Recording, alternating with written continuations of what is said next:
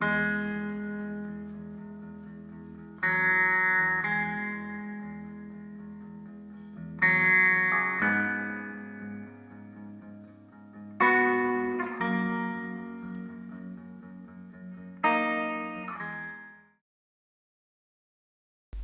this weekend just passed, the 23rd till the 26th, I got the opportunity to play the new Modern Warfare 2 2022 beta. I pre-ordered the game because I'm a big fan of Modern Warfare 2019. I liked sort of everything else hearing about it, so yeah, I went and pre-ordered it. I had a bit of money at the time, so I saved up and got the most expensive one. So I had access on the 23rd, which is Friday. And yeah, I just wanted to talk a little bit about it, my experience with it, and how I think things are shaping up for the launch in October on the 28th.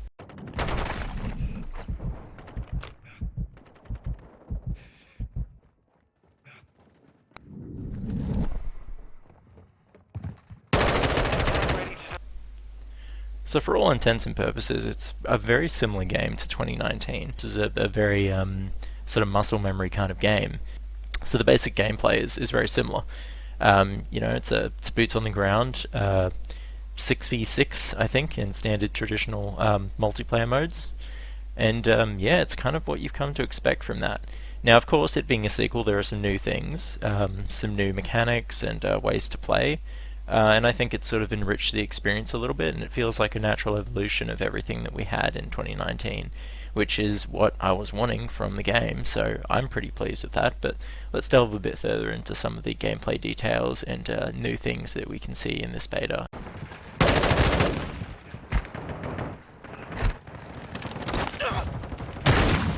So I'm actually going to start right off the bat and talk about the things that I didn't like in the beta. Because this list is so small, I figured I'd just get it out of the way now so that, people don't think I'm just tonguing the game's arsehole.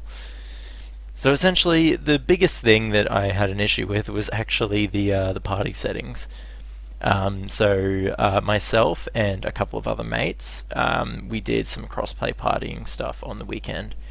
So I was on Xbox, I had another friend that was on Xbox, and then we had somebody else who was on PlayStation. So the first issue is that if you finish a match with a bunch of people, and again I'm guessing this is a crossplay thing, you're back in the lobby screen, there would always be one person in our party that certain sections of the lobby screen haven't loaded yet. And so it's hard to describe, but they do this like animation where it's like each section of the icons, each section of the UI is loading individually, but it never loads in. All the other players are seeing the proper lobby and they're seeing that they're about to load into the next match. They will load into the match, no problem, and this other person who's experiencing this little visual glitch just will not load in with them. But here's the worst thing. It will still consider them part of the party. It doesn't kick them from the party. So the party isn't disbanded. It's still, the 3 people, but only 2 of them are playing. One of my mates found a workaround for it, which was essentially just to go into the crossplay settings after every single match, turn them off, turn them on. It would fucking fix it. I don't know why, but it would fix it every time. But it's a beta, and this is the kind of thing that, they work out the kinks for, so I expect it will be fixed. Now the second thing is not so much an issue with the game itself, and more just an issue with the current players. Like, you've got season, 6 now of Warzone, and that's ongoing, and people are still playing that, still very popular. But a lot of those players are sort of looking forward to the next thing. And right now, what's the next thing? It's the Modern Warfare 2 beta, which only has multiplayer, really. And so they're all jumping into this. The issue with that is that we've got a bunch of people that have come directly from Warzone, who have played only Warzone for the last 2 years, and they're jumping into regular multiplayer. What you end up with is a bunch of multiplayer lobbies where people play it like it's Warzone. They try to slide cancel, they jump around every corner, they're twitchy, they've got their sensitivity up the arsehole. And it's not a huge problem. It's not like, oh, I can't compete with that, because sometimes you can't, but it doesn't hurt the experience. It just kind of makes it a bit annoying. And the last critique that I have of the beta is just the time to kill. Now, you're going to hear a lot of people saying it's very fast, and even I will admit it is very fast. I play hardcore almost exclusively when it comes to COD games, So I'm used to like 2 hits to kill at max. If it's more than that, I complain. Okay, 3, more than 3 and I complain. And in this beta, it's pretty good. It's maybe like 4 or 5-ish. But there's also like weapon calibers and different types of ammunition, stopping power, that kind of stuff, right? FMJ, that's all in the game still. It's anywhere between 3 to 5 hits, which is fast. Like, it is fast for a Call of Duty game. I don't have an issue with that. I love that. The issue I have is that it seems now that distance makes a huge impact on your bullet damage. Now, it sort of has in past games, but not really. It can turn 3 hits to kill into about 12, depending on distance. Which means there are so many firefights I got into in this beta where I would just absolutely pepper the crap out of somebody getting nothing but hit markers, and then they would jump around a corner and like snipe me or something, right? 1 hit. So again, not game breaking, but a bit frustrating at times. It might affect Hardcore 2 when that comes out. We'll just have to wait and see. But that really pretty much does it for my gripes. I didn't really have many problems with this because I fucking love this beta. I had a lot of fun with it. So let's start with some new mechanics. This game seems to be wearing its influences really clearly on its sleeve. There's very clear Battlefield influences, there's very clear Insurgency Sandstorm influences. Escape from Tarkov is going to be a big thing once Warzone and the new DMZ mode drop. You can tell what it's looking at. Rainbow Six Siege, there's some of that sort of gameplay here now as well. And it seems like what Modern Warfare 2 is trying to do is trying to grab all of those player bases and put them in one spot and go, hey, you know what, we can offer you all of that with that core first-person shooter quality that you expect from a COD game, right? You know, there's a bunch of new features. So one of the first ones, which you may have seen in the reveal trailers, is a thing called a ledge hang. And this is essentially when you go to mantle something, instead of mantling up to it, you have the opportunity to sort of hang on the ledge for a bit. Now, while you're doing this, it works a lot like the ladder in 2019, in which you can still use your sidearm. I'm going to pop a clip up in this video of me using it to actually take out my brother who was sniping at the top of a tower. He told me where he was, and he's like, you know, come and get me, and I'll set up traps or whatever. You know, you won't get close to me, which is really cool. You actually pop up over the cover to use it. I've been able to use it pretty effectively against snipers. That can be good because you can sort of surprise people with it, and they're like, oh, what the heck? I didn't even know you could do that. The second thing is that dolphin diving is back. So now you can do the power slide as you've always been able to do, but now you also can do the dolphin dive from the original Black Ops games. So far there doesn't seem to be any tactical reason to use it. It's kind of just stupid fun, because you can't shoot while you're doing it, at least not in the beta you couldn't. And the amount of time it takes before you can shoot after doing it is way too long for it to ever be useful. Like, you will get shot when you land on the floor, you'll get shot when you're in the air, you'll get shot as you start doing it. It'll get you killed more than it's gonna, you know, be effective in combat. So that's back, and that's cool.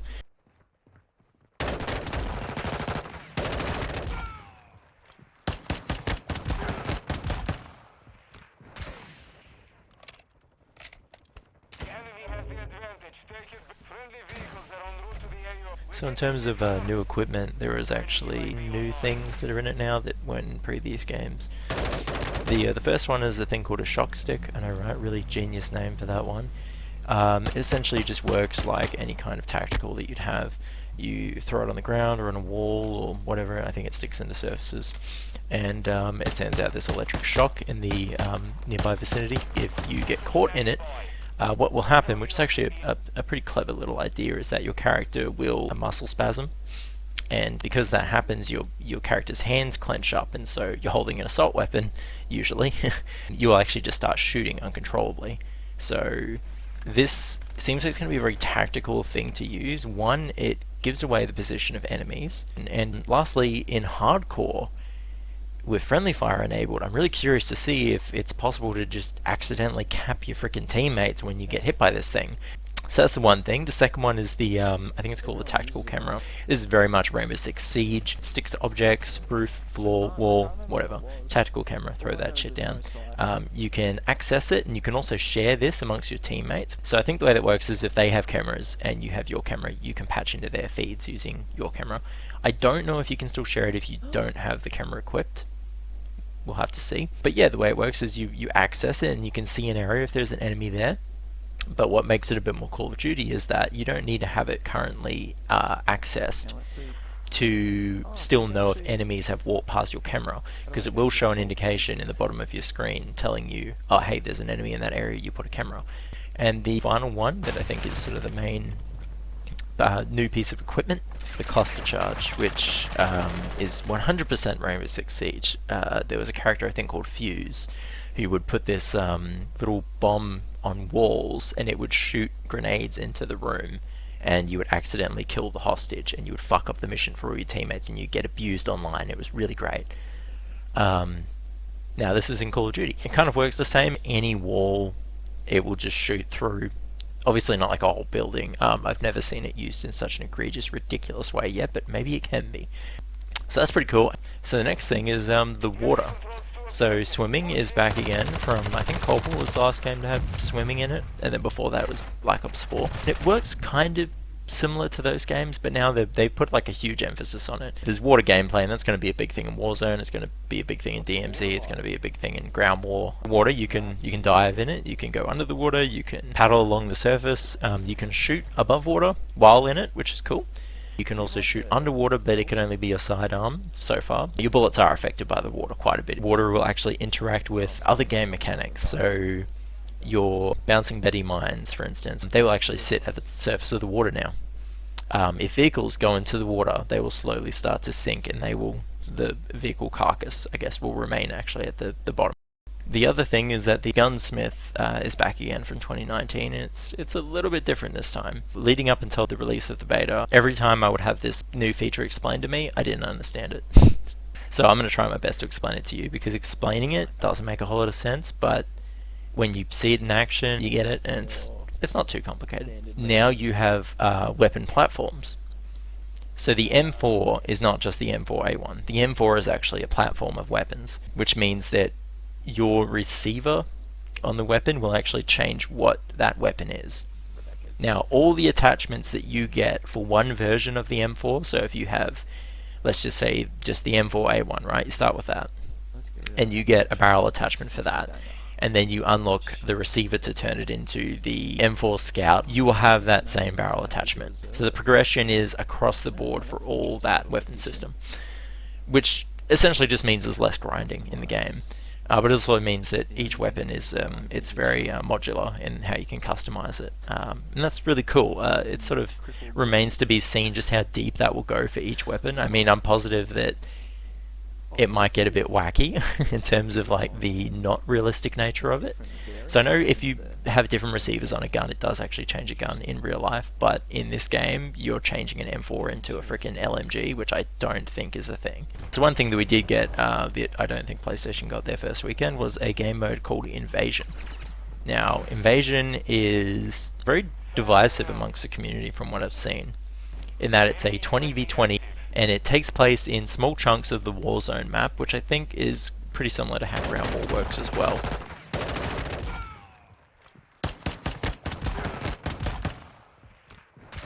The difference between this and Ground War is that there are no objectives. It's just based on score, which is, you know, based on destroying kill streaks or just getting kills. But there's also bots for each team. Now the AI bots appear to be constant throughout the match, like you'll never run out of things to shoot, essentially. And they come in on helicopters on either side of the map, and I don't know if there's the same amount at any given time for each team, but I would imagine there is, or nearabouts. And you just have this big map area to just do whatever you want in. There's vehicles, there's helicopters, tanks, there's water. The biggest issue I have with it is that you always spawn at your base on your side, as opposed to Ground War where you can sort of spawn wherever you want, wherever there are teammates.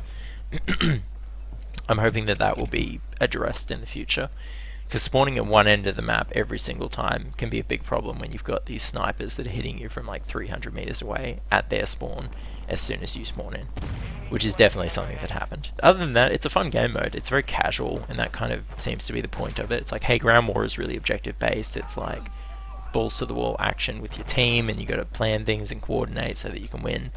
This is not the opposite of that, but it is much more casual. You can still coordinate with a team. You can still, you know, plan little objectives or whatever and figure things out, but for the most part, it's like, here's a gun, here's a playground, here's a bunch of shit to shoot, just have fun. And that's kind of how it works. The matches are kind of short. I think it's about 1,000 points to win.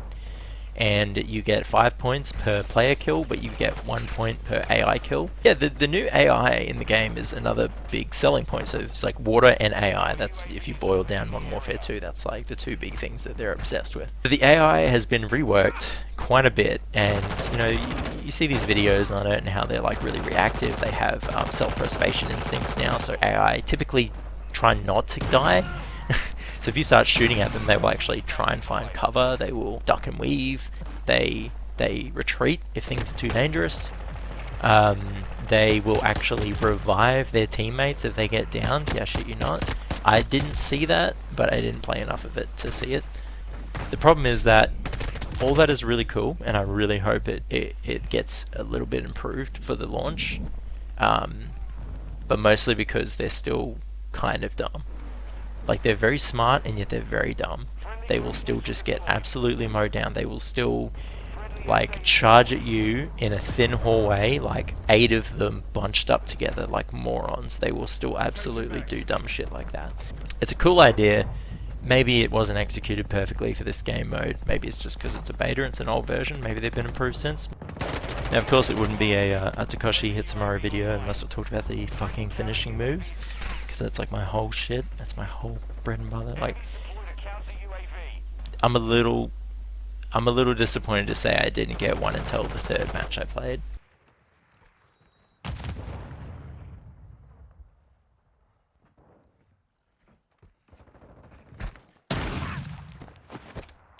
What can I say? They're pretty awesome.